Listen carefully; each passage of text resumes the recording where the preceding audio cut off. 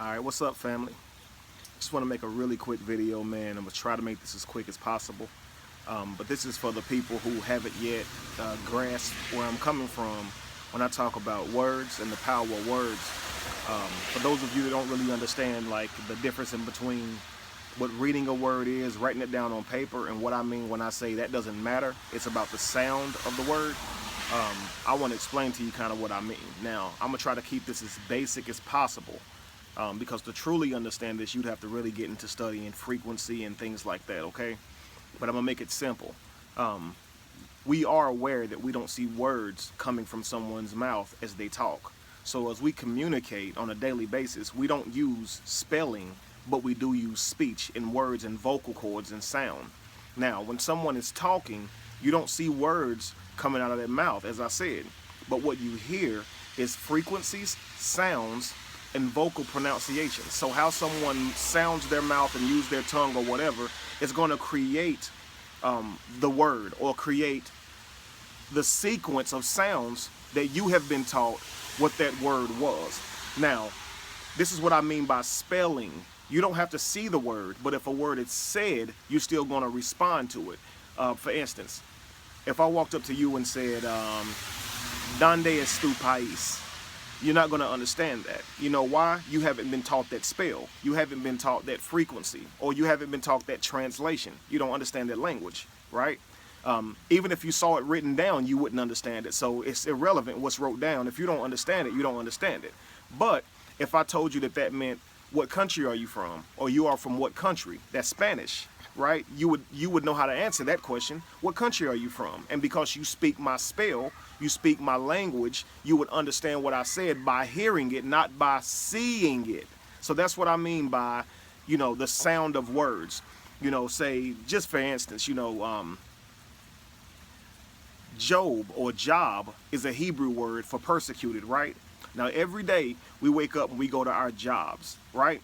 And we go to our job, and at the end of the week, we are weakened. We are weakened. Once we've put all these days, these 5 days of work in, we are now weekend. And if you're willing to do that every single week, you are in a week days, right? If you continue to go to work day after day, right? A wake is what you go to before a funeral. Mourning is what you do when someone dies.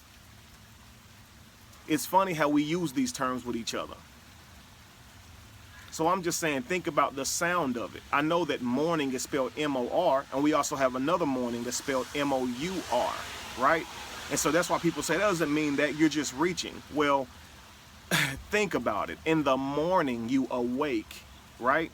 Or you awake in the morning. They're both synonymous, okay? So when I say synonymous, I mean no matter how that word is pronounced, it's the same word. For instance, sail, C-E-L-L, S-A-L-E, S-E-L-L, and S-A-I-L. They're all the same word. It's all the same sound. Sail, sail, sail, no matter what.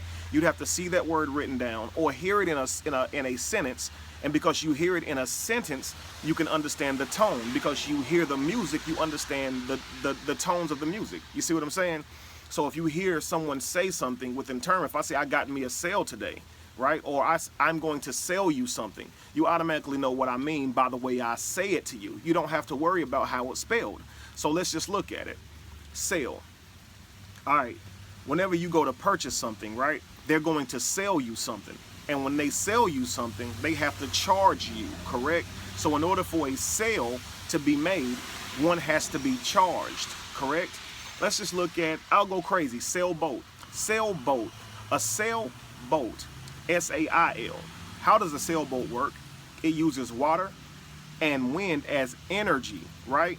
It's as a conduit to be able to move on the water, move forward. This is why you call it a sailboat, because it's being charged by the water or the energy. The boat acts as a sail, okay? So the same way, if you have cells in your body, C-E-L-L, right? If you have a cell in your body, they charge as well. They get energy from the sun, right? We can recharge from the sun. We recharge from eating. We even say it ourselves. I need to recharge. I need to refuel. Your cells carry energy, right? Now, let's just go to prison. All right, when you go to prison or you get charged with a crime, you go to a cell, right? Why do you go to a cell? Because when you're in that cell, they're going to charge you, just like a battery cell, like you charge a battery, right? So you're being charged. This is why inmates go to prison and they have to work for free labor. They're not lying to you. You just don't understand the codes because all you care about is how somebody spells something. See, you're still trapped by magic. I'm not trapped by magic anymore. I don't see spells. Spells don't bind me. You see what I'm saying? So where one person can say that, you know, Joel Osteen has a right to not let people in his church because he has documentation that shows that he doesn't have to, by law, let them in. I say, forget that. Humans should come first. And any place that's any that has any type of shelter in a situation like that, by law, should be required to house people, to give people shelter, as they are eating and making money off of you. They charging you all day for your energy, right? You go to work, you make a contract, right? You make a contract with your supervisor, right? And he's going to give you a job, right? And you're going to go to that job and you're going to trade your energy for paper, right? You're going to trade your energy for money, or however you want to see it. It's really simple. You don't have to see the words to understand them, but if you understand the power and the magic in words, you will see how the language has been created. Now, this doesn't work for every language. For those of you who ask, what if you speak this language or that one? I use like a lot of etymology, but a lot of times, like I said, some of it is just observe. It's me just, you know, looking at the words and seeing them for myself and really seeing how they collide. You see what I'm saying? So I'll leave you with this one that hit me today. The word repair.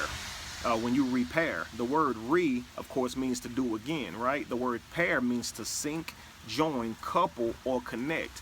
When you repair with the earth, which is like, you know, stop eating animals, go vegan, things like that. Get your body healthy by only consuming the earth. No more animals. When you repair or resync with the earth, your body begins to heal itself. You see, so if you repair, in turn, you will be repaired, right? As in fixed or healed.